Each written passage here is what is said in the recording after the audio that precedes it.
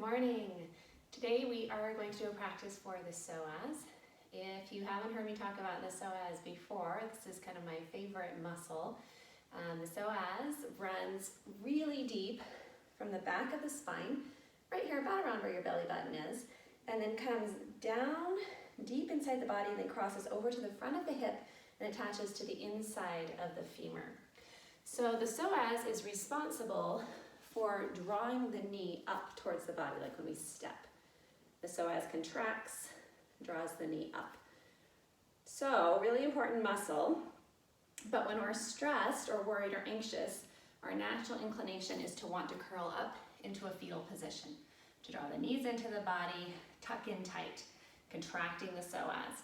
So even if we don't curl up into a ball when we're stressed or worried, our body kind of has that natural tendency to want to move to that contracted position. So even if we're going about our day, doing our usual things, that muscle is getting tighter and tighter. It's trying to draw in and contract. Okay, so that can cause pain in the lower abdominals. It can cause the shoulders to round as we try to roll into a ball. It can also cause restless leg syndrome, because all night that muscle is trying to contract and draw the knees in, and it makes our legs twitchy and restless, can make it hard to sleep. So stretching out the psoas opens up the whole front of the body, creates more room for breath, and will hopefully help your legs to be calmer and more at ease at night so that you can rest and get better sleep. For our practice today, we are going to use a bolster. If you don't have a bolster, just go ahead and grab a blanket that you can roll up and put underneath your hips when we get there instead of the bolster. So we'll go ahead and start in a tabletop position. Wrists below the shoulders, knees below the hips. Finding a cat-cow breath. Inhale, head lifts, belly falls towards the ground. Exhale, tuck the chin round the spine, arching high like an angry cat. Inhale, head lifts, belly falls. Exhale, round. If your psoas is really tight, you might start to feel it just with this forward and back movement. As you rotate the pelvis forward and back, it's going to start to work into the psoas.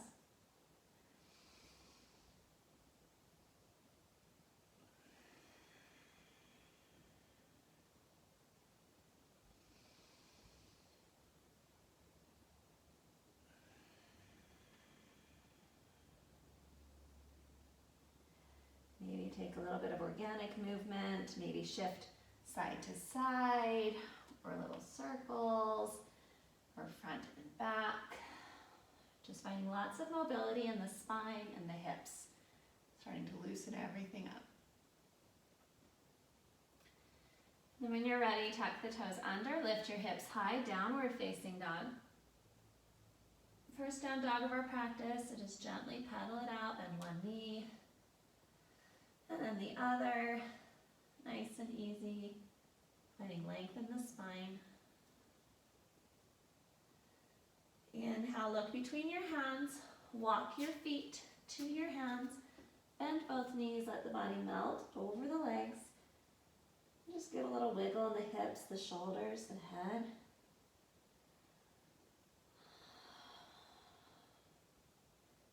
The knees bent, tuck your chin, roll all the way up to standing mountain pose. Feet are hip distance apart, shoulders up and down the back. Inhale, sweep high. Exhale, forward fold. Inhale, half lift, hands to the shins or the thighs, lengthen the spine, draw the shoulder blades together. Exhale, fold. Inhale, reverse dive, come all the way up. Exhale, hands to heart. Inhale, reach. Exhale, fold. Inhale, half lift. Exhale, fold. Inhale, reverse, come all the way up. Exhale, hands to heart. Inhale, reach. Exhale, fold. Inhale, half lift. Exhale, fold. Bend your knees. Step your left foot to the back of your mat. Bring the left knee down. Take a moment to just shift forward and back. Start to loosen up the legs, find mobility in the hips.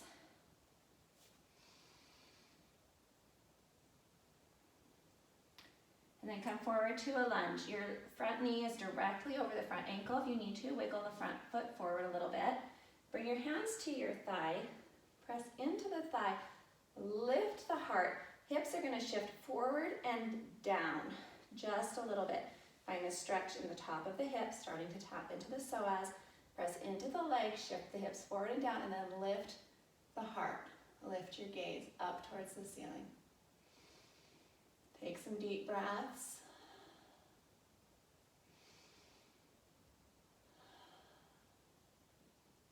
And come back up, hands to the inside of your foot.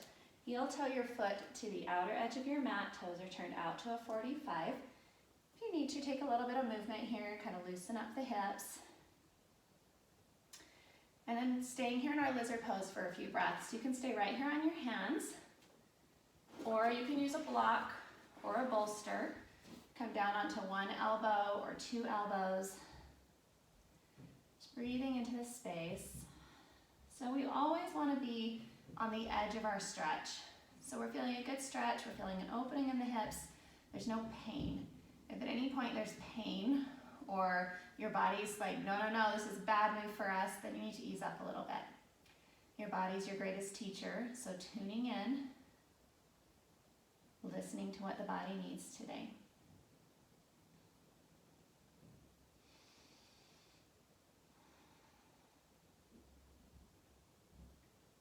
Ease back up onto the hands, set knee props to the side. Bring your right leg across, coming into pigeon. So hips are straight forward. I always say, like, if you had headlights on the front of your two hip bones, they'd be pointing straight forward. It's okay to tuck this foot closer underneath you. It's also an option to place a block underneath the right hip to keep the hips square to the front of your mat. Bring both hands in front of you, press into your hands, lift your heart, lift the head and the gaze. Again, working into the front of the left hip. And then folding forward. So if it's not comfortable to bring the forehead to the mat, you can stack your fists, rest your forehead on your fists, or you can use a block underneath your forehead. But see if you can find a place for the forehead to rest. Breathing into the hips, allowing the body to soften.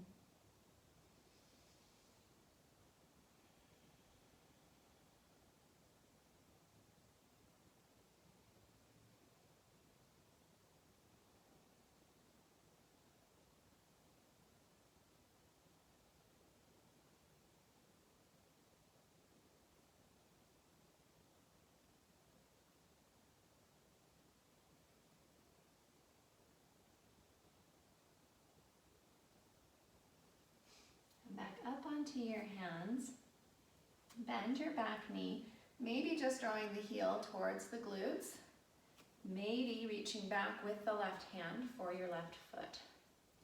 Another option would be to bring a block underneath your right hand. That would give you a little more height to reach back for your foot. Hips are still shifting forward and down just a tiny bit. If this feels okay here with hand to the foot, you can start to work the hand to the crook of the elbow.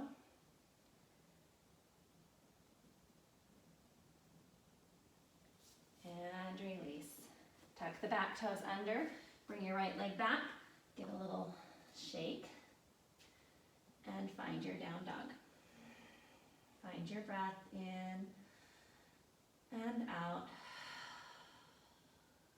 In and out. Inhale, look between your hands.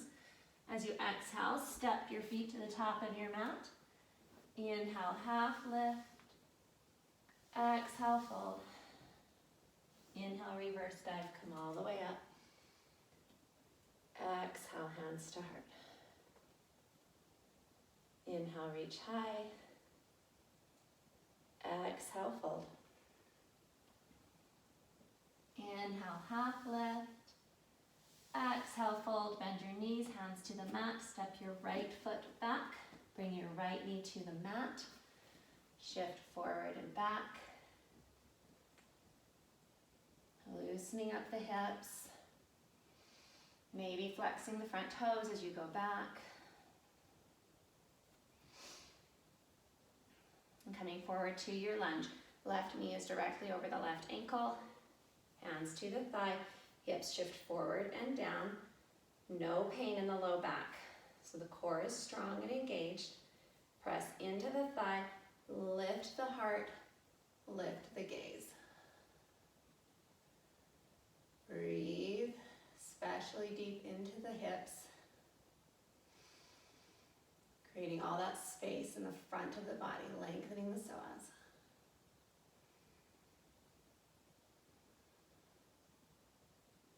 Bring your hands to the inside of your foot. Heel toe your foot to the edge of your mat, toes turned out to a 45. Maybe taking a little bit of movement here. And then when you're ready, coming down, maybe onto one elbow, maybe two elbows. Option to use your bolster or a block. Or just come down to the mat, breathing into that hip space.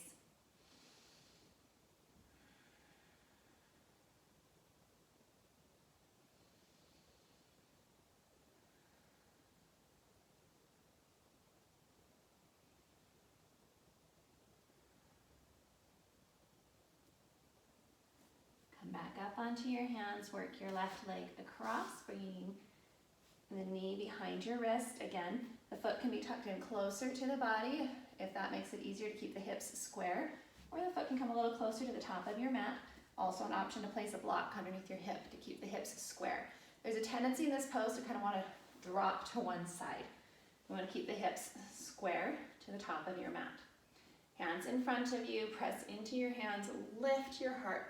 Lift your gaze. Breathing into the front of the body.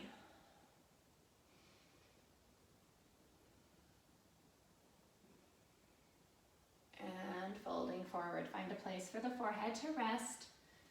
Maybe your mat, maybe stacked fists, maybe a block. Keeping the hips square, so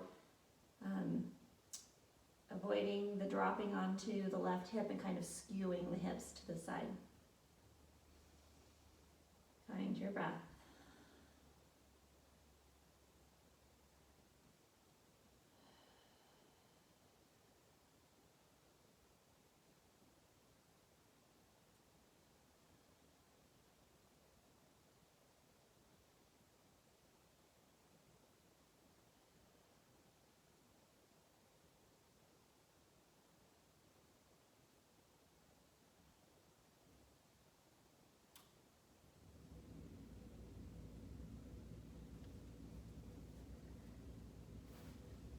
Up onto your hands, tuck the back toes under, bring the left foot back, find your down dog. From your down dog, shift forward to a plank, slowly lower all the way down to the mat. Bring the hands right underneath the shoulders. Inhale, lift the head and shoulders, draw the shoulder blades together, no pinching in the low back. Exhale, lower. Inhale, lift. Exhale, lower. Inhale, lift, maybe coming into a sphinx, elbows right under the shoulders. Lengthening the spine, dragging the mat towards you to create more space in the front of the body. If that feels okay, maybe starting to come up onto the hands. If there's any pinching in your low back, ease back down. Maybe lift the gaze. And down. Push back up onto the hands to a child's pose.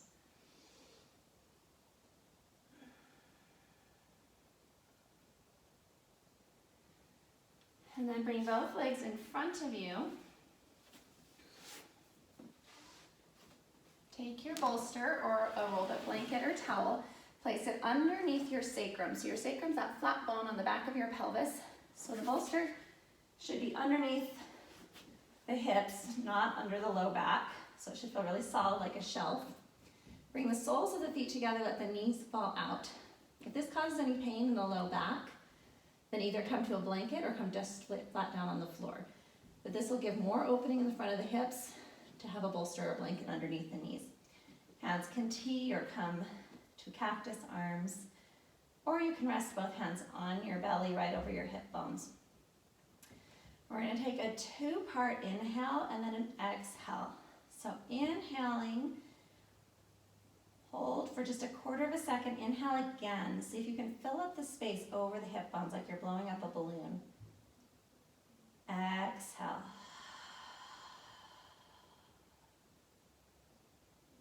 In. Inhale again. And exhale.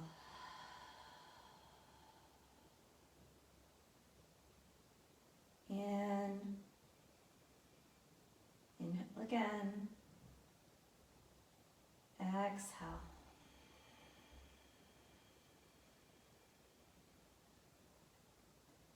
In. Inhale again. Exhale.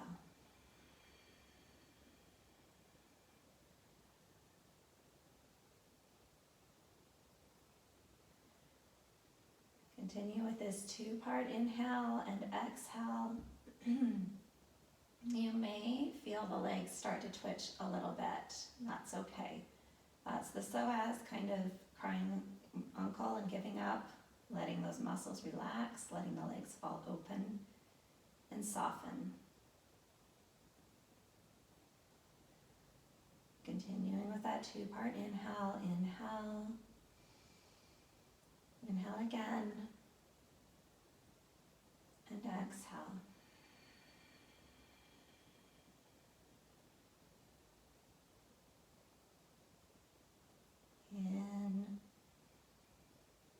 In again, and exhale.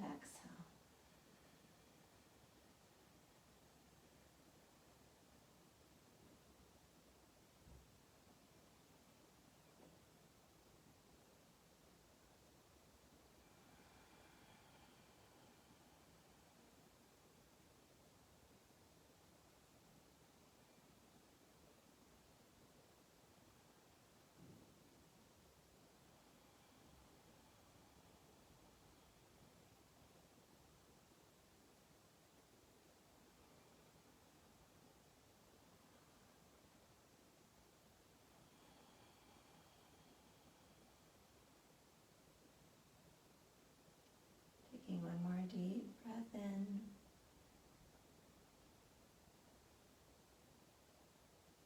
And out. Extend your left leg long, draw your right knee in towards the chest, coming into a wind relieving pose with the blanket or a bolster still underneath the hips. Really reaching long on the left side of the body, reaching the toes long, drawing the right knee in. So we're creating space over the top of the hip. If you'd like, you can even reach your left hand overhead or to the side a little bit to create more length through the right side of the body. And then really breathing deep into the hips.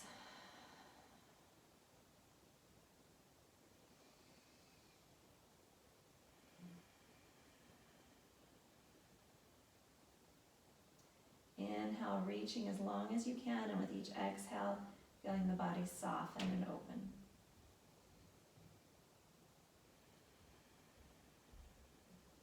And switch sides, draw the left knee in, let the right leg go long.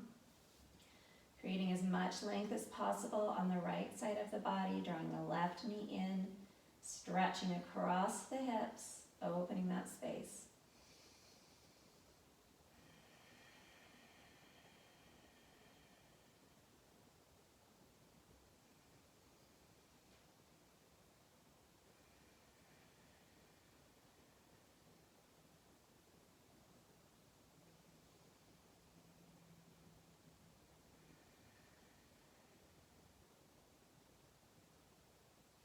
Bring both feet back to the mat. Take your blanket or your bolster out from underneath you. T the arms or cactus the arms. Take a few windshield wipers. So the knees drop to the left and to the right, left and right. Just working out any last bit of tension in the low back or the hips. And as you're ready, straightening the legs, coming to your Shavasana, hands to the sides of the body, palms to the ceiling. Tuning into your breath. Noticing the space that you've created in the front of the body, the ease in the hips. In and out. In and out. Each exhale, letting the body get a little heavier. Letting the mind get a little quieter.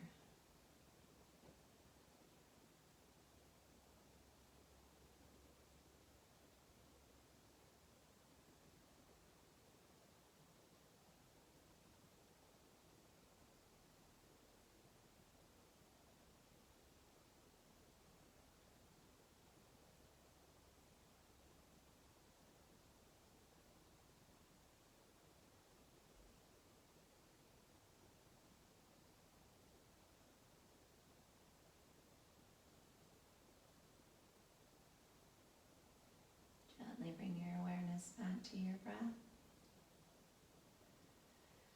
Maybe gently move or stretch.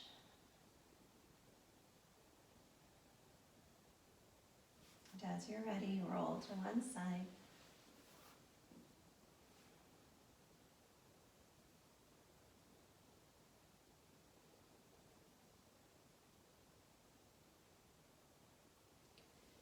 Use your hands to push yourself up to seated.